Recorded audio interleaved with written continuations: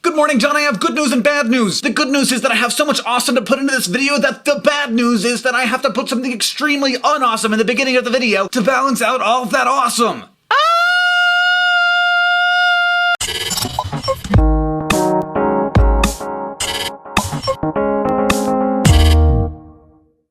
That trap was under my desk, where my feet go.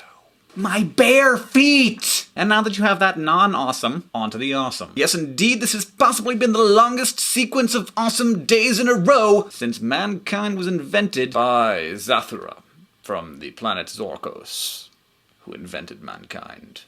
Anyway, 8 days ago I was in the studio recording Osseo Deathly Hallows, an actual studio recorded version, which was awesome, and which we will talk more about later. The day after that I went to possibly the most beautiful place in the world to pick raspberries, so that Catherine and I could make raspberry jam. Oh my god, that is so awesome. It's like taking candy from a bush. Then I flew to New York City where I met the editor-in-chief of Scientific American, who said that he really admires Ego Geek.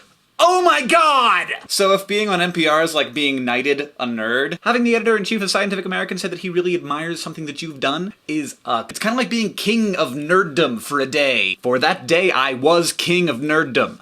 Just for one day. It was great. I suggest you try it out sometime. And then the day after that, me and like 50 Nerdfighters flash-mobbed to Barnes & Noble store. And if you don't know what that means, basically we sent out a little announcement that said, come to the Barnes & Noble, and everyone did, and we were all there, and it was like, ha ha ha. And then we went across the street and hung out. Oh my god, yes, that is so cool. Oh my god. Oh, wait, where's your Nerdfighter symbol? What? Where was it? Thank you. And I called John and threw my phone to people, and they talked to him. Oh, you're welcome. I wish you were here. Do you remember that weird girl who asked you to record the message on her cell phone? That's me, and I did. And that same night I had dinner with Maureen Johnson, which was really fun. And then the day after that, I met my brother in Chicago, and we got to hang out. And I always love hanging out with my brother. Good morning, John. Good morning, Hank.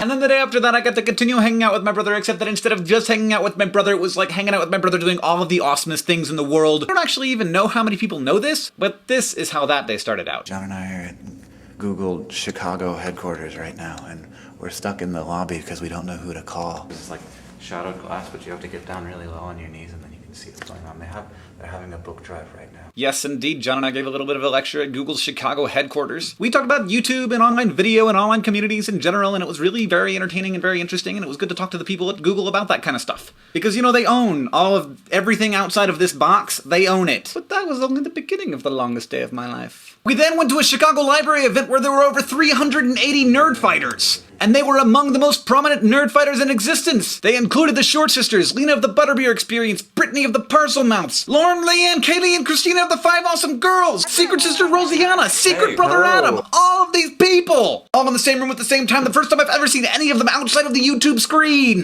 This is the weirdest room in the world. I know. It was almost as if the world was melting due to the extreme power of the awesome. Then I went to a Wizard Rock concert in the park, played some songs with Lena, played some songs with Leanne, played some songs with Lauren, played some songs by myself. And if you could believe it, the day wasn't over yet! Because then we all went to Chicago's Bean and participated in one of the largest collaborative movie projects ever. And even after that, there was more awesome to come! I played a real live electrified concert with fans like pushed up against the stage screaming the words to my songs to me. Ah!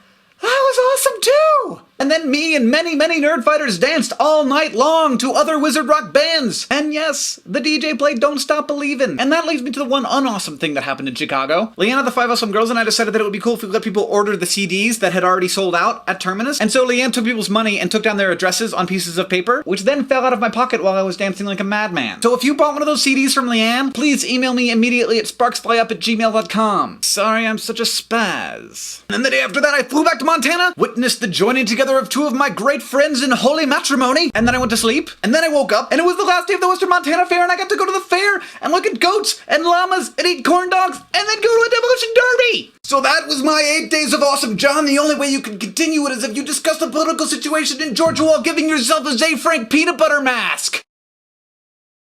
Yes, this video is longer than 4 minutes, and I will accept whatever punishment you feel fit to give me. If you want to see John in a peanut butter mask, you'd better subscribe.